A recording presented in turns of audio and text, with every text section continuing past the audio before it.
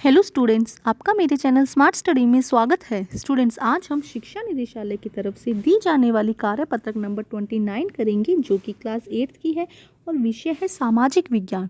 ये वर्कशीट 29 जनवरी 2021 की है। तो आइए शुरू करते हैं आज की वर्कशीट शुरू करने से पहले प्लीज़ मेरे चैनल को सब्सक्राइब कर दीजिए। तो आइए देखते हैं आज की वर्कशीट। राष्ट्रीय आंदोलन का संगठन 1870 के दशक से 1947 तक उभरता हुआ राष्ट्र अपने पहले 20 सालों 1885 से 1905 में कांग्रेस अपने उद्देश्य और तरीकों के लिहाज से मध्यम मार्गी पार्टी थी।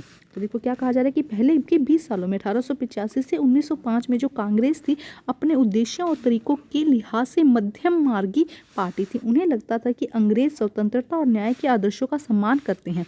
तो देखो शुरू में क्या लगता था, कांग्रेस को लगता था कि कांग्रेस एक पार्टी थी जिसे लगता था कि जो अंग्रेज हैं वो उनकी स्वतंत्रता और न्याय के आदर्शों का सम्मान करते हैं, इसीलिए वे भारत की न्यायोचित मांगों को मान लेंगे। और वो उन्हें क्या लगता था कि अगर वो कुछ मांग रखते हैं तो जो अंग्रेज है वो उनकी मांगों को मान लेंगे। उनमें से उनकी कुछ प्रमुख मांगे थी, उन्होंने कुछ मांगे रखी थी कांग्रेस ने। तो देखते हैं उनकी क्या क्या मांगे थी। राजनीतिक मांगे, विधान परिषद में भारतीयों को ज़्यादा जगह दी जाए। उनकी क्या मांग थी कि विधानसभा में जो भारतीय हैं उनको ज़्यादा जगह दी जाए, परिषदों को ज़्यादा अधिकार दिया जाए, जो परिषद चुने जाए उनको ज़्यादा अधिकार दिया जाए। जिन प्रांतों में परिषदें नहीं हैं वहाँ परिषदों का गठन किया जाए, और जिन प्रांतों में, जिन राज्यों में क्या नहीं है, प्रांतों में विधानसभा नहीं है या परिषदें नहीं हैं, वहाँ पर परिषदों का गठन किया जाए। सिविल सेवा परीक्षा लंदन के साथ साथ भारत में भी कराए जाने की मांग की। जो सिविल सेवा परीक्षा होती है वो लंदन के अलावा भारत में भी कराए जाने की मांग की। न्यायपालिका का कार्यपालिका से अलग किया जाए। जो न्यायपालिका है उसका कार्यपालिका से अलग किया जाए, न्यायपालिका को कार्यपालिका से अलग किया जाए।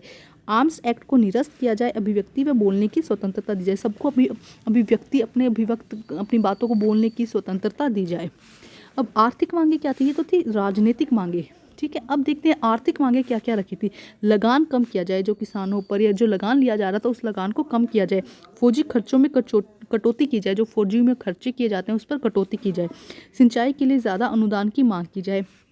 वन कानूनों में सुधार किया जाए, जो वन के कानून बनाए गए हैं या जो सिंचाई से रिलेटेड है उनमें क्या किया जाए, सुधार किया जाए। सिंचाई के लिए ज़्यादा अनुदान पैसे दिए जाएं या व्यवस्था की जाए। विदेशों में भारतीय मजदूरों के साथ दुर्व्यवहारों की रोकथाम, विदेशों में जो भारतीय मजदूर काम कर रहे हैं उन पर क्या किया जाए, रोकथाम लगाई जाए। तो ये मांगे रखी थी कांग्रेस ने, राजनीतिक मांगे और आर्थिक मांगे। उनका उद्देश्य स्वतंत्रता न होकर शासन प्रशासन में सुधार तक ही सीमित था।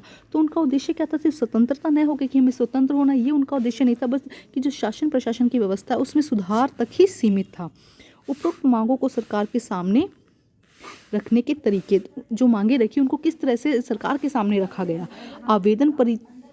एक सेकंड देखो, आवेदन प्रतिवेदनों द्वारा सरकार के पास अपनी बात पहुंचाना। उन्होंने क्या कहा, आवेदन और प्रति आवेदनों के द्वारा जो अपनी बात थी वो सरकार तक पहुंचाई। किस तरह से उनके जो अपनी जो मांग थी उनको सरकार के सामने रखा। मध्यम मार्गी कांग्रेस थी उसके तरीके उन्होंने अपने जो आवेदन थे उनको सरकार के सामने रखे। अखबार के द्वारा, जनमत निर्माण के लिए प्रतिनिधि द्वारा प्रयास करके।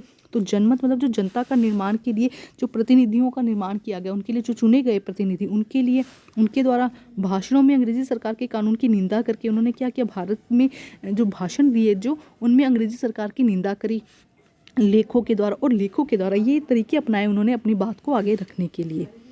अब देखिए क्वेश्चन क्या कहता है। क्वेश्चन नंबर 1, आपके विचार में अपने आरंभिक वर्षों में कांग्रेस की विधानसभा में भारतीयों को ज़्यादा जगह देने की मांग क्यों की। तो देखो हमने यहाँ पे देखा था कि उन्होंने राजनीतिक मांग में क्या रखा था कि अंग्रेजों जो भारतीय लोग हैं उनको ज़्यादा जगह दी जाए, क्योंकि ज़्यादा लोग होंगे तो भारत के बारे में सोचेंगे ना। तो इसलिए उन्होंने क्या कहा था कि ज़्यादा से ज़्यादा भारतीयों को उसमें विधानसभा में रखा जाए। तो आइए देखते हैं इसका आंसर हम। तो देखिए आंसर नंबर 1, आपके विचार में आरंभिक वर्षों में कांग्रेस ने विधान परिषद में भारतीयों को ज़्यादा जगह देने की मांग क्यों की। मेरे विचार में आरंभिक वर्षों में कांग्रेस ने विधान परिषद में भारतीयों को ज़्यादा जगह देने की मांग इसलिए की ताकि भारतीय विधायकों की ज़्यादा से ज़्यादा मौके मिल सके। जो भारतीय विधायक चुने जाएंगे उनको ज़्यादा से ज़्यादा मौके मिल सके अपनी जनता की समस्या सरकार तक पहुँचाने के लिए, तथा साथ ही साथ बजट में साथ ही साथ बजट में अपना महत्वपूर्ण योगदान निभा पाएँ। देखो क्या कहा गया, एक बार समझो बेटा इसको।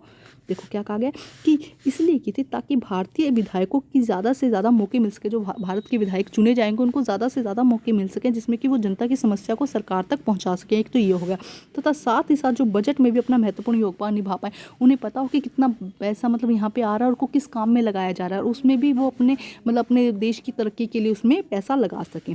तो ये हो जाएगा आंसर नंबर 1। अब हम करते हैं प्रश्न नंबर 2। प्रश्न नंबर 2 देखते हैं बेटा क्या कहा गया है। अभिव्यक्ति की स्वतंत्रता की मांग आरंभ से ही एक प्रमुख मांग क्यों थी? कि अभिव्यक्ति की स्वतंत्रता, वो क्या चाहते थे कि अभिव्यक्ति की स्वतंत्रता और बोलने का अधिकार हो, इसकी मांग आरंभ से ही प्रमुख मांग क्यों बनी? क्योंकि इससे क्या होगा, भारत के जो लोग हैं उनकी बात क्या है, वो अपने विचारों को रख सकेंगे। तो आइए करते हैं इसका आंसर हम। तो देखिए बेटा आंसर क्या हो जाएगा इसका आंसर। देखो यहाँ से हम देखते हैं, अभिव्यक्ति की स्वतंत्रता की मांग आरंभ से ही प्रमुख मांग थी क्योंकि इसके बिना आम आदमी अपने विचार स्वतंत्रता से बिना कानून के डर के सरकार के समक्ष नहीं रख सकते थे। अगर अभिव्यक्ति की स्वतंत्रता ना हो, आपको बोलने की स्वतंत्रता ना दी जाए, तो आप अपनी बात को ही नहीं रख पाएंगे ना। तो हो सकता है कुछ किसी के विचार अच्छे हों, वो देश की भलाई के लिए हों, तो इसके लिए क्या, क्योंकि बिना आम आदमी के, आम आदमी से मतलब है कि जो वे सोचते हैं देश के बारे में, आम आदमी अपने विचार स्वतंत्रता से बिना कानून के डरे, आम आदमी अपने विचार स्वतंत्रता से बिना कानून के डर सरकार के समक्ष नहीं रख सकते थे। अगर अभिव्यक्ति नहीं होगी, अभिव्यक्ति की स्वतंत्रता नहीं होगी, मतलब बोलने की स्वतंत्रता नहीं होगी, तो अपने विचार कोई रख ही नहीं पाएगा।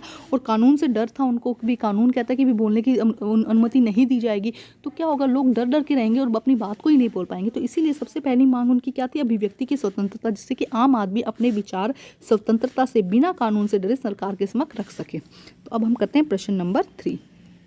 प्रश्न नंबर 3 देखते हैं क्या कहा गया है बेटा। आरंभिक वर्षों में अपनी मांगों को रखने के लिए कांग्रेस ने किन तरीकों का सहारा लिया? किन तरीकों का सहारा दिया? तो बेटा यहाँ पे बहुत अच्छे से दिया गया है, इन तरीकों का सहारा लिया। हम यहाँ पे लिखेंगे आवेदन प्रतिवेदनों द्वारा सरकार के पास अपनी बात पहुँचाना, आंसर नंबर 3। मध्यम वर्गीय कांग्रेस के तरीके द्वारा, नंबर 3 अखबार के द्वारा, जनमत निर्माण के लिए प्रतिनिधियों के प्रयास द्वारा, भाषण में एक अंग्रेजी कानून की निंदा करके, और नंबर 6 लेखों के द्वारा। तो इन तरीकों के द्वारा जो उन्होंने अपनी बात को सरकार तक पहुँचाने के तरीके अपनाए। क्वेश्चन नंबर 4 देखते हैं, कांग्रेस के आरंभिक तरीकों को अपने विचार से मध्यम मार्गी क्यों कहा जाता है, विस्तार से लिखिए। तो आइए करते हैं इसका आंसर। तो देखिए बेटा क्या हो जाएगा इसका आंसर कि कांग्रेस के आरंभिक तरीकों में अपने विचार से मध्यम मार्गी क्यों कहा गया था? क्योंकि वो अंग्रेज से मतलब उन्हें अंग्रेजों से क्या चाहिए था, उन्हें चाहिए था कि बस उनकी स्वतंत्रता और न्याय की रक्षा करें। उन्हें जो आज़ादी, देश की स्वतंत्रता से नहीं बल्कि शासन में सुधार चाहते थे वो। तो इसीलिए उनको क्या कहा गया था, मध्यम मार्गी, मतलब बीच के लोग कहा गया था। देखो क्या कहा गया, कांग्रेस के आरंभिक तरीकों को मध्यम मार्गी कहा जाता था क्योंकि उन्हें लगता था कि अंग्रेज स्वतंत्रता और न्याय के आदर्शों का सम्मान करते हैं। उन्हें लगता था कि जो अंग्रेज हैं वो स्वतंत्रता और न्याय के आदर्शों का सम्मान करते हैं, इसीलिए वो भारत की न्याय उचित मांगों को मान लेंगे, और जो न्याय उन्होंने जो मांग करी उन मांगों को मान लेंगे। उनके आंदोलन को मध्यवर्गीय इसलिए भी कहा जाता है क्योंकि उनका उद्देश्य क्या था, देश को स्वतंत्र कराना उनका उद्देश्य नहीं था, बल्कि शासन में सुधार लाना उनका उद्देश्य था। इसीलिए उन्हें मध्यम मार्गी भी कहा जाता है। इसको समझो, देखो क्या कहा कि मध्यम मार्गी, जो कांग्रेस के आरंभिक तरीकों को मध्यम मार्गी क्यों कहा गया, क्योंकि उन्हें था कि स्वतंत्रता और न्याय पे उन्होंने बल दिया था कि स्वतंत्रता और न्याय के आदर्शों का सम्मान करें, और जो भी हम कहेंगे अंग्रेज है वो बात मान लेंगे। लेकिन उनका इसके साथ साथ उनका उद्देश्य स्वतंत्रता का नहीं था, उनका उद्देश्य क्या था, शासन में सुधार करना उनका मुख्य उद्देश्य था। तो बच्चे आज की जो वर्कशीट है वो कंप्लीट होती है। वर्कशीट कंप्लीट करके अपने टीचर से चेक कराइए, और प्लीज़ मेरे चैनल को लाइक कीजिए, सब्सक्राइब कीजिए और शेयर कीजिए। Thank you students.